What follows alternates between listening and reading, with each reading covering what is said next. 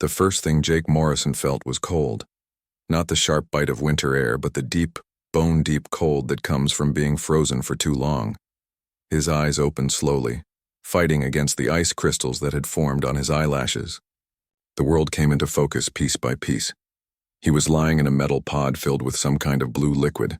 Tubes ran from his arms and chest to machines that hummed quietly nearby. The ceiling above him was made of dark metal, with strange symbols carved into it. This was not the prison transport ship he remembered. Jake tried to move his arms. They felt heavy and strange, like they belonged to someone else. With great effort, he pushed himself up and out of the pod. The liquid ran off his body like thick water. He was naked and shivering, but something felt different about his body. He looked down at his hands. They seemed stronger somehow, the muscles more defined than he remembered. A voice came from a speaker in the wall. It was mechanical and cold. Subject 247 has awakened. Time elapsed. 200 years, 3 months, 14 days. 200 years. The words hit Jake like a punch to the stomach. He remembered the trial, the false charges, the sentence. He had been defending a human colony called New Texas from alien raiders. The Galactic Council said he used too much force. They called him a war criminal, but he had saved thousands of lives. Jake stumbled across the room, his legs weak from the long sleep. There were other pods in the room, dozens of them. Some were empty, others still had people sleeping inside. He pressed his hand against the nearest pod and peered through the frosted glass. A woman floated inside, her face peaceful. The room was part of a larger facility. Jake found clothes in a storage cabinet and put them on. They were simple gray coveralls that fit him perfectly. Too perfectly. Someone had planned for him to wake up. He walked through empty corridors, looking for answers.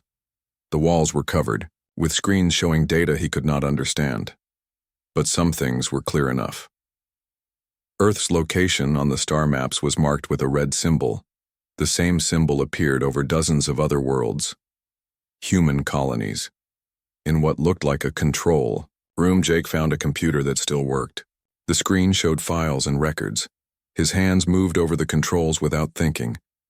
Somehow he knew how to use this alien technology. That was new. Before the sleep, he had needed translators and human-built interfaces. The files told a story that made his blood burn with anger. After his imprisonment, the Galactic Council had declared humanity too dangerous to remain free. They said humans were violent and could not be trusted. One by one, human colonies fell under alien control. Earth itself became a prison world. Jake read report after report. Humans were taken from their homes and put to work in mines and factories. Their children were sent to alien schools where they learned to hate their own species. Human culture was banned. Human languages were forbidden. The proud, free people Jake had fought to protect were now slaves scattered across the galaxy. But that was not the worst part. The worst part was learning about this facility. It had been a secret research station where human prisoners were brought for experiments. The aliens wanted to understand what made humans so good at fighting. They wanted to find ways to make humans weaker, more obedient. Instead, they had made some humans stronger. Jake found files with his name on them. The experiments done on his sleeping body were listed in cold, scientific language. Muscle enhancement, bone density increase, neural pathway optimization, immune system modification. They had tried to break him down and understand him. Instead, they had built him into something new. A sound echoed through the facility. Another pod was opening somewhere nearby. Jake ran toward the sound, his enhanced legs carrying him faster than he had ever moved before. He found the source, in a room identical to the one where he had awakened. A woman was climbing out of her pod, coughing and shaking. She had short black hair and the lean build of a soldier. Her eyes were sharp and intelligent, scanning the room for threats even, as she struggled to stand. "Easy," Jake said, approaching slowly. "You're safe. My name is Jake Morrison." The woman looked at him suspiciously. "Lisa Grant," she said. "Dr. Lisa Grant. Where are we?" What happened to the transport? Jake helped her find clothes and explained what he had learned. Lisa listened without interruption, her face growing harder with each detail. When he finished, she was quiet for a long time. 200 years, she said finally. Everyone we knew is dead. Yes, Jake said. But we're not. Why? Lisa asked. Why are we awake now? What changed? That was a good question. Jake had been wondering the same thing. He led Lisa back to the control room and showed her the files. She read faster than he had, her scientific training helping her understand the technical data. These enhancements, she said, pointing at the screen, they're not random, someone designed them carefully. Whoever did this knew exactly what they wanted to create. What did they create? Jake asked. Lisa looked at him with something like fear in her eyes. Weapons, she said. They created human weapons. More sounds came from deeper in the facility. More pods opening. More humans waking up after 2 centuries of sleep. Jake and Lisa went to find them, gathering the confused and frightened people, explaining what had happened. There were 12 of them in total. All had been prisoners. All had been sent here instead of regular prisons. All had been changed during their long sleep. Among them was Roy Carter, a sergeant who had been imprisoned for protecting human settlements from alien tax collectors. There was Ben Lewis, a pilot who had smuggled human refugees to safety. There was Maria Santos, a teacher who had refused to use alien textbooks in human schools. They were all criminals according to the Galactic Council. They were all heroes according to their own people. And now they were something more. They were enhanced, trained, and very, very angry. Jake stood before the group in the main chamber, looking at their faces. 200 years ago, they had been imprisoned for defending humanity. Now they were awake in a galaxy where humanity needed defending more than ever. They thought they could break us, Jake said. They thought they could make us weak and obedient. Instead, they gave us exactly what we need to fight back. The others nodded. They could all feel it. The strength in their bodies, the clarity in their minds, the burning need for justice that had only grown stronger during their long sleep. So what do we do now? Roy asked. Jake smiled, and it was not a kind smile. Now we remind the galaxy, what happens when you cage a human? We show them that we don't break, we adapt, we overcome, and we never ever forget. The awakening was complete. The real work was about to begin. Jake led the group through the abandoned facility, their enhanced senses picking up details they would have missed as normal humans. The air carried scents of old metal and something else, something organic that had been dead for a very long time. They found the source in a vast chamber filled with thousands of cryopods. Most were dark and empty, but many still contained bodies. Lisa checked several pods and shook her head each time. They're all dead, she said quietly. These people have been dead for decades. The scale of it was overwhelming. Row after row of pods stretched into the darkness. Each one had contained a human prisoner, someone who had fought against alien rule and lost. Jake felt his anger growing hotter as he walked between the silent graves. There are nameplates, Maria called out from across the chamber. She had found a wall covered with metal plates, each one bearing a human name and a number. Look at this. John Parker, Subject 1, Susan Miller, Subject 2, they numbered us like animals.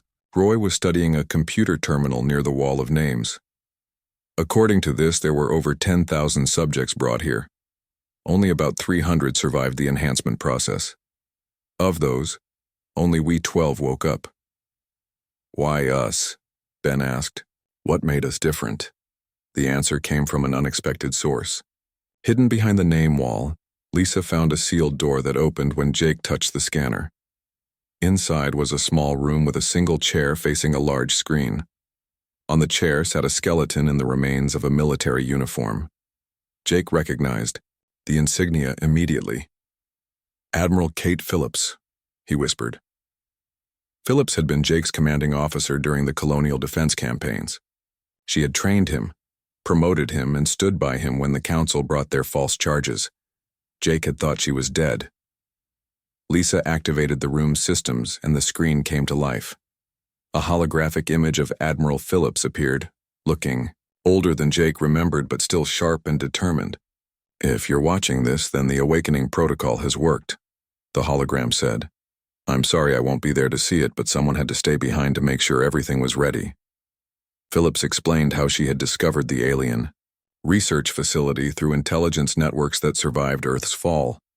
She had spent decades infiltrating the project, ensuring that the right humans were selected for enhancement. The subjects weren't chosen randomly. They were hand-picked from among humanity's best defenders. The aliens thought they were studying human combat effectiveness, Phillips continued. Instead, they were building humanity's future. Every enhancement, every modification was designed based on my specifications. You're not just stronger and faster. You're immune to most alien weapons. You can interface directly with their technology. Your bodies can survive in environments that would kill normal humans. The hologram paused and Philip's expression grew, sad. The cost was enormous. For every successful enhancement, 20 subjects died.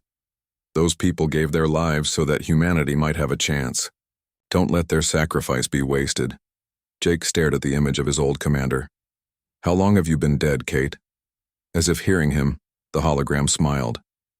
"I died 3 years ago, Jake. But my work continued through automated systems. This facility has been preparing for your awakening for decades. Weapons, supplies, intelligence data, everything you need for the fight ahead." Phillips showed them around the hidden sections of the facility. There were armories filled with weapons designed specifically for enhanced humans. There were ships, disguised as civilian transports but equipped with military-grade systems. There were databases containing detailed information about alien government, military, and economic targets. Most importantly, there were communications from human resistance, groups scattered across the galaxy. Phillips had been in contact with survivors for decades, building networks and gathering intelligence. The humans weren't as broken as the aliens believed. They were waiting for someone to light the spark of rebellion. "Your first target should be Warden Vexthul," Phillips's hologram advised. "He's the Zephyrian who condemned you, Jake. He now runs a luxury station called Paradise Point, built with wealth stolen from human labor. He's become a symbol of alien dominance over humanity. His death will send a message that the old rules no longer apply." Lisa studied the intelligence files on Vexthul. "He's surrounded by security. The station has military defenses. How are we supposed to get close?" Phillips had thought of that too. Among the supplies was a collection of identity, documents, and disguises that would allow the enhanced humans to move through alien society undetected. The documents were perfect. They had been created by human forgers working within the alien bureaucracy. "You'll need to split up," Phillips explained. "Jake, you'll take Roy and Ben to Paradise Point. Lisa, you'll take Maria and the others to establish a base on the asteroid station coordinates I'm transmitting. We need both a strike team and a support network." Jake felt strange taking orders from a dead woman, but Phillips had always been a brilliant strategist. Her plans had kept human colonies safe for years before the fall.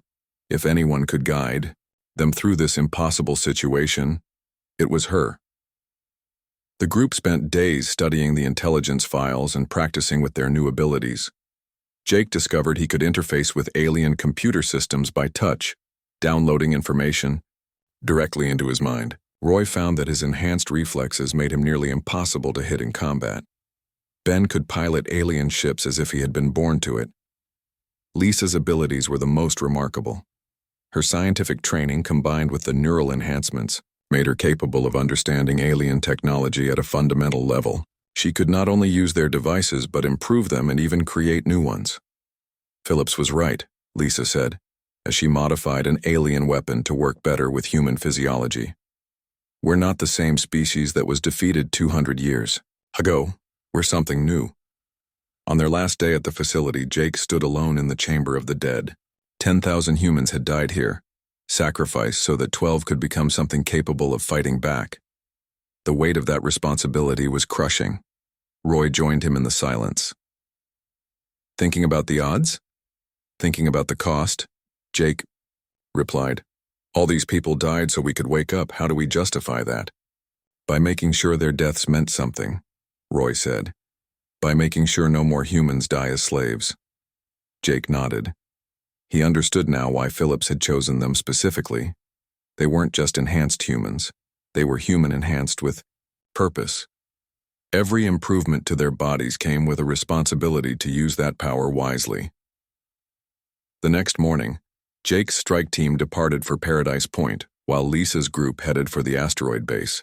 As their ships separated in the darkness of space, Jake felt the weight of 2 centuries pressing down on him. Humanity had been broken and scattered, their spirit crushed under alien rule. But spirits could be rekindled. Broken things could be rebuilt stronger than before. And sometimes the best way to heal was to make sure the ones who caused the damage paid the price. Jake stared out at the stars, enhanced eyes seeing details that normal humans couldn't detect. Somewhere out there, Warden Vexthul was living, in luxury built on human suffering. The alien had probably forgotten about the human soldier he had condemned to Cryo-Prison 2 centuries ago. That was about to change. Jake Morrison was awake, and he had not forgotten anything. Paradise Point Station hung in space like a glittering jewel against the darkness.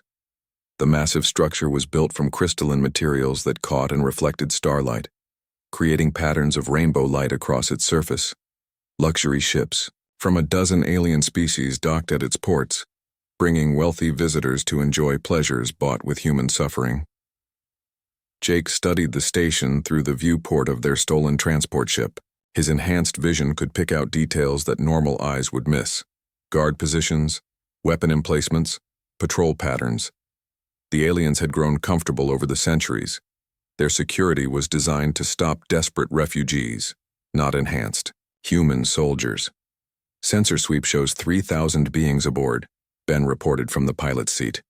About 60% are staff and security. The rest are guests. How many humans? Roy asked. Ben's voice grew hard. 237. All listed as service personnel. Jake felt his anger flare. Human slaves, forced to serve their former enemies in luxury while their own people suffered. He forced the emotion down and focused on the mission. Anger was useful, but only when controlled and directed. Their identity documents identified them as traitors from the Outer Rim, looking to establish business relationships with Paradise Point's management. The disguises Phillips had provided were perfect, genetic scramblers that altered their appearance just enough to fool alien scanners, while synthetic pheromones masked their human scent. The docking process went smoothly. Paradise Point's security was focused on preventing weapons from coming aboard, not on identifying humans. The enhanced team had no need for conventional weapons anyway. Their bodies were weapons enough. Jake split from Roy and Ben once they were aboard. The plan was simple. Jake would find Vexthul while the other 2 gathered intelligence and prepared escape routes. They would meet at a predetermined location in 6 hours, whether the mission was complete or not.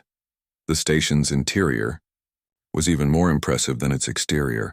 Vast chambers with floating gardens, restaurants serving delicacies from across the galaxy, gaming halls where fortunes changed hands with each roll of exotic dice. And everywhere, human servants moving quietly between their alien masters, invisible and ignored. Jake watched a human woman carrying drinks to a table of Zephyrian officers. She was young, maybe 20, with the hollow eyes of someone who had never known freedom. When one of the officers grabbed her roughly, she didn't resist. She had been trained not to. It took all of Jake's control not to act immediately. Every instinct screamed at him to help her, to make the aliens pay, but that would ruin the mission and doom any chance of freeing the other humans aboard the station. He filed the scene away in his memory, adding it to the growing list of crimes that needed answering. Finding Vexthul proved easier than expected. The former warden had grown rich and fat during his retirement, and he loved showing off his wealth. He held court in the station's most exclusive restaurant, surrounded by admirers and sycophants who laughed at his stories about the good old days when humans thought they could resist alien rule. Jake sat at a nearby table and listened, his enhanced hearing picking up every word despite the background noise. Vexthul was telling the story of Jake's trial, describing it as one of his greatest triumphs. The human actually believed his people would remember him as a hero, Vexthul said, his mandibles clicking with amusement. He kept insisting he was protecting innocence as if humans could ever be truly innocent. I sentenced him to Cryo-Prison, where he could dream forever about his failed resistance. The other aliens laughed and praised Vexthul's wisdom. Jake felt his enhanced metabolism spike as adrenaline flooded his system. His vision sharpened and time seemed to slow down. Every detail became crystal clear. The number of exits, the position of each person in the restaurant, the exact distance between his table and Vexthul's. Of course, that was before we learned how useful human prisoners could be for research, Vexthul continued. I sometimes wonder what became of that particular subject. Probably died decades ago in some experiment. A fitting end for human arrogance. Jake stood up smoothly and walked toward Vexthul's table. The disguise held perfectly. To alien eyes, he appeared to be just another trader seeking an audience with an important figure. The restaurant's other patrons barely noticed him. Warden Vexthul, Jake said in perfect Zephyrian, his enhanced mind instantly translating and modulating his voice. I have a business proposition that might interest you. Vexthul looked up, his compound eyes gleaming with greed. I am always interested in profitable ventures. Please sit. Jake took the offered chair, placing himself within arm's reach of the alien who had condemned him. 2 centuries of cold rage focused into a single point of absolute clarity. Ideal and rare commodities, Jake said. Items that are very difficult to obtain. For instance, I recently acquired something that belonged to a human prisoner you sentenced long ago, a soldier named Jake Morrison. Vexthul's mandibles stopped clicking. His eyes focused more intently on Jake's face. Morrison, yes, I remember that one. What could you possibly have that belonged to him? Jake leaned forward slightly. His memory. The words were quiet, spoken in perfect human English. Vexthul's eyes widened as recognition finally dawned. The alien tried to reach for a panic button under the table, but Jake's enhanced reflexes were far too fast. Jake's hand closed around Vexthul's wrist with crushing force. Bones snapped like dry twigs.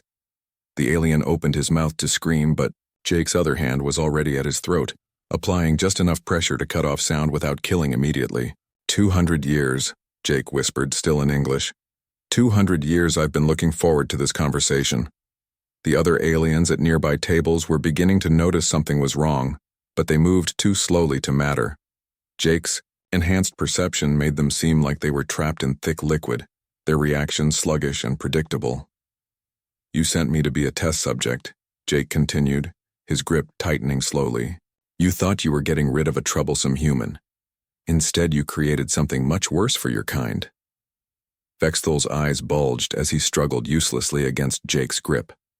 The alien was strong by the standards of his species, but Jake was no longer bound by the limits of normal human strength. Every human slave on this station, every human child taken from their parents, every human world turned into a prison. All of it leads back to people like you who decided we were too dangerous to remain free. Jake squeezed just a little tighter. Vexthul's struggles grew weaker. The funny thing is, you were right, we are dangerous, but not because we're violent by nature. We're dangerous because we don't stay down when you knock us down. We adapt, we overcome, and we never, ever forget. With a final twist, Jake ended Vexthul's life. The alien slumped forward onto the table, looking like he had simply fallen asleep over his meal. It would be several minutes before anyone realized what had happened. Jake stood and walked calmly toward the exit. His enhanced physiology had already processed the adrenaline and returned to normal. To any observer, he looked like a successful businessman concluding a profitable meeting. But as he walked, Jake activated a small device Phillips had provided. Throughout the station, hidden transmitters began broadcasting a message on all human communication frequencies. The message was simple and in dozen human languages. This is Jake Morrison. I'm alive, I'm free, and I'm coming for everyone who hurt us. Tell your friends the humans are fighting back. By the time station security found Vexthul's body, Jake was already back at their ship. Roy and Ben had completed their reconnaissance and freed 6 human slaves who had volunteered to join the resistance. The stolen transport departed Paradise Point without incident, just another trading vessel leaving after a successful business trip. But across the galaxy, hidden human communities picked up Jake's broadcast. Resistance cells that had been waiting for decades suddenly had hope. The symbol of their defeat had returned as a symbol of their vengeance. In the depths of space, Jake stared out at the stars and thought about the thousands of other aliens who had profited from humanity's suffering. Vexathul had been just the first name on a very long list. The hunt was just beginning, and Jake Morrison had all the time in the galaxy to work his way through it. The asteroid base that Lisa had established was hidden deep in the Kepler belt, disguised as a mining operation. From the outside, it looked like just another rock being slowly carved apart for minerals. Inside, it had become the nerve center of a growing rebellion.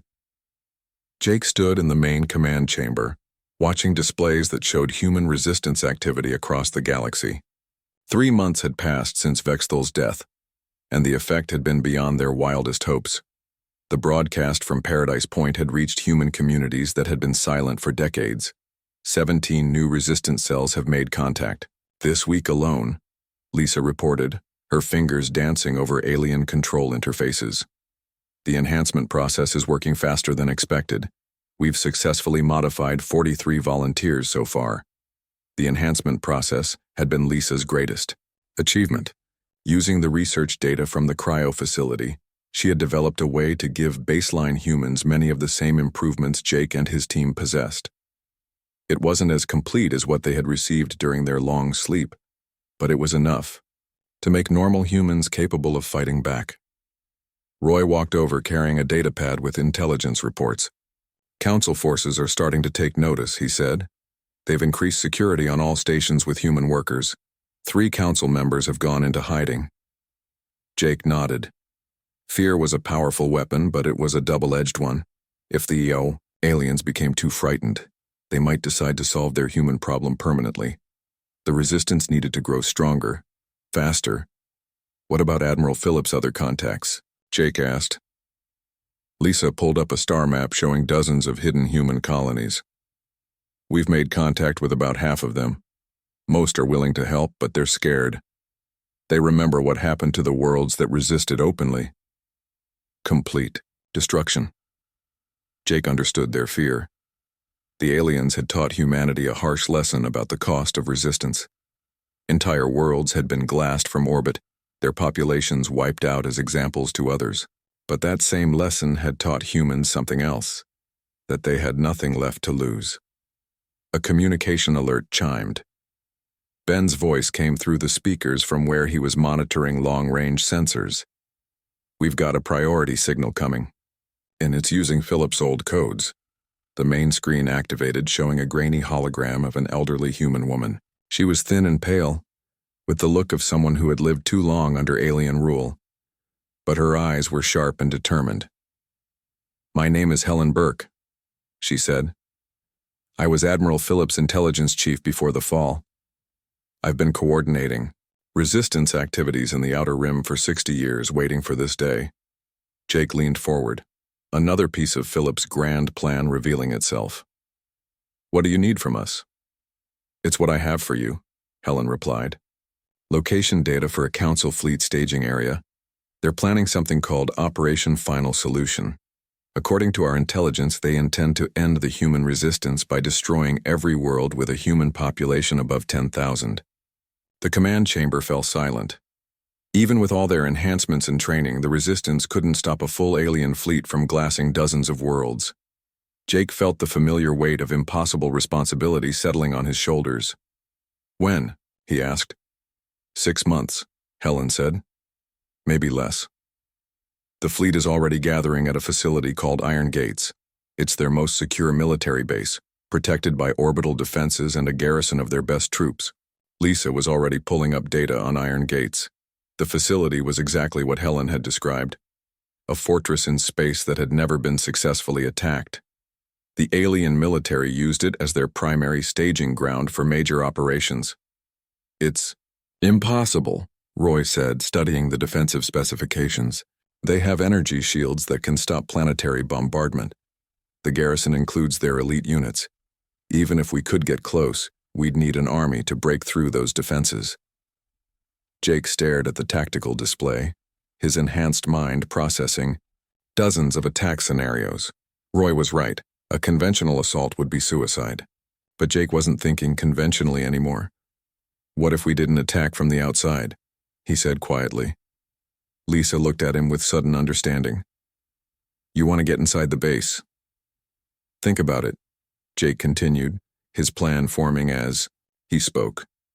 Iron Gates is secure because it keeps enemies out. But what about enemies who are already inside?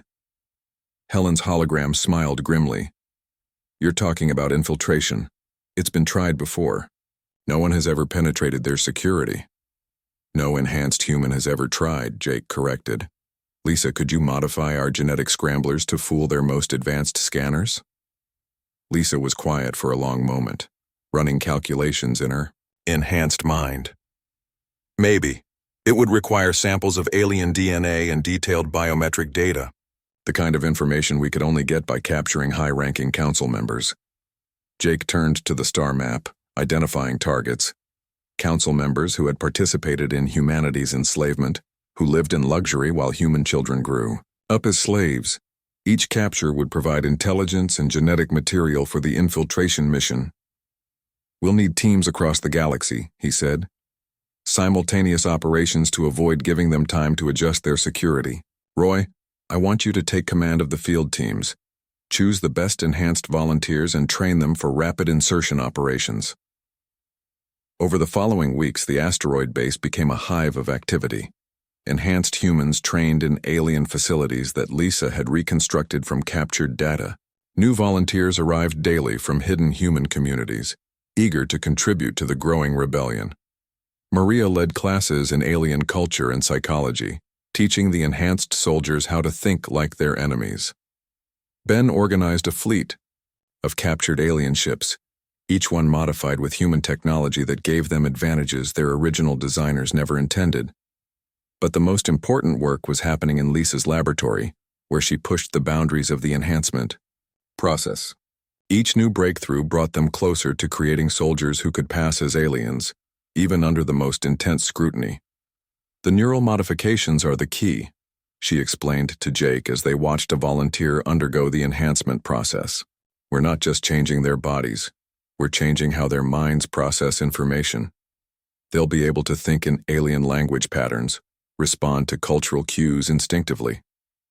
Jake watched the volunteer, a former colony defender named Paul Carter, as the process completed.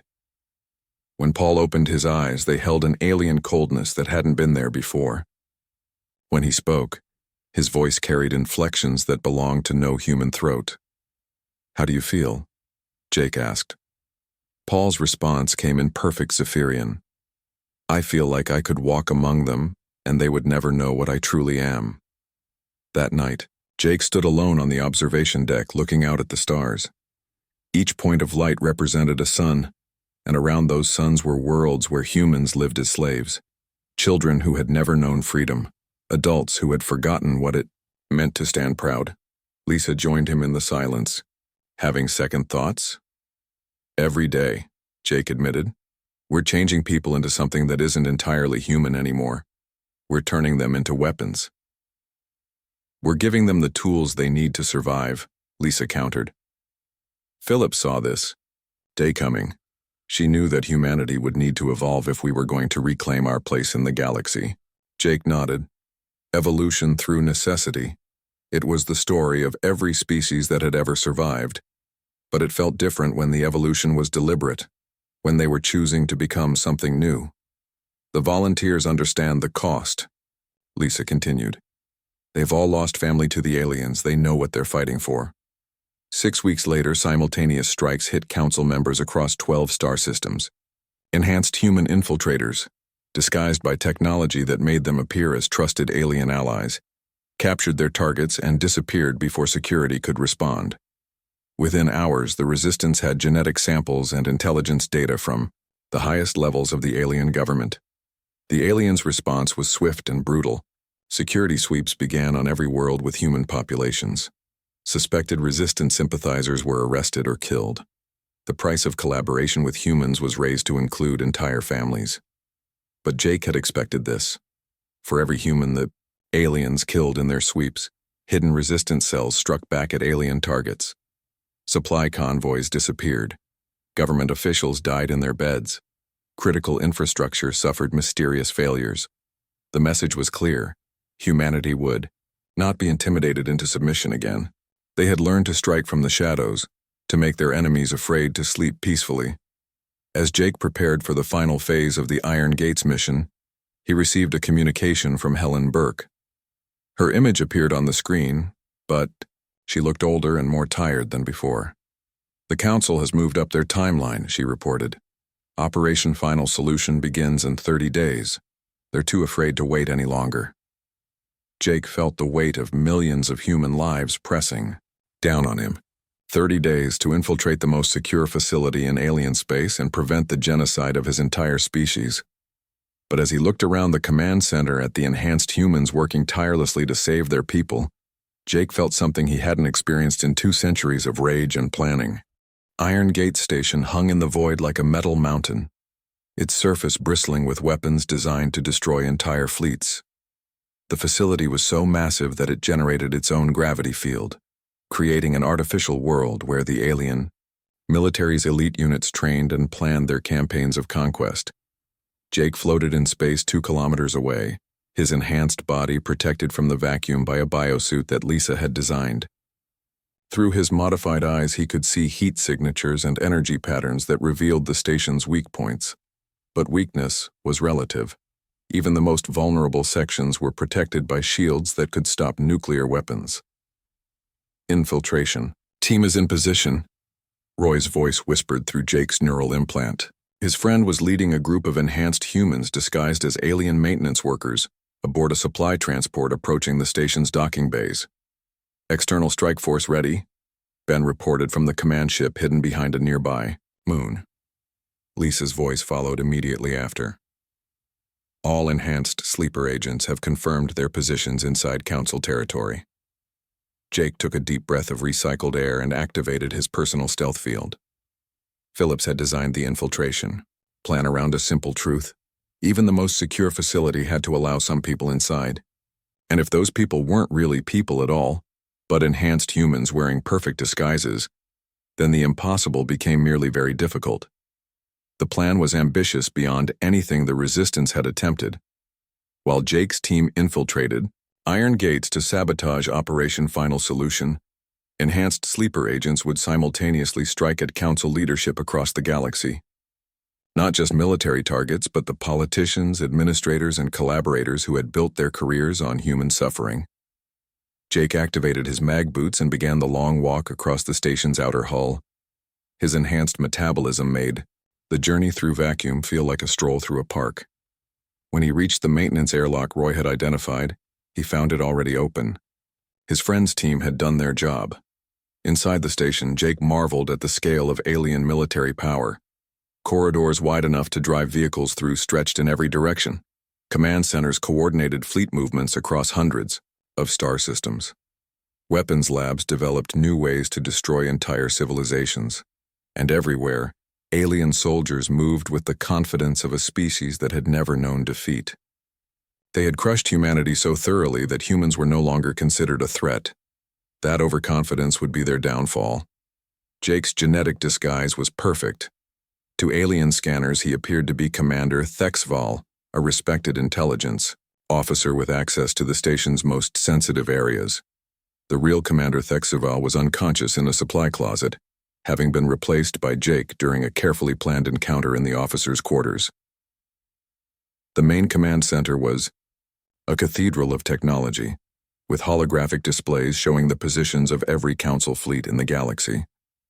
At the center of it all stood Grand Admiral Kothrex, the architect of Operation Final Solution, and the alien who had personally ordered the destruction of 17 human worlds during the initial conquest. Jake approached the Admiral with the measured stride of a professional soldier delivering routine reports. His enhanced mind processed every detail of the command center's layout, identifying critical systems and security measures. "Admiral," Jake said in perfect alien military dialect. "Intelligence update on human resistance activities." Kothrex turned, his massive form towering over Jake even in disguise. The alien's 6 arms moved constantly as he monitored different displays, coordinating the final preparations for humanity's extinction. "Report, Commander," the Admiral commanded. Jake activated a data pad that appeared to contain intelligence, summaries, but actually held a virus Lisa had designed.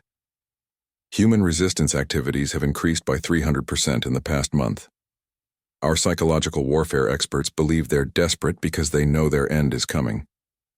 The Admiral's mandibles clicked with satisfaction.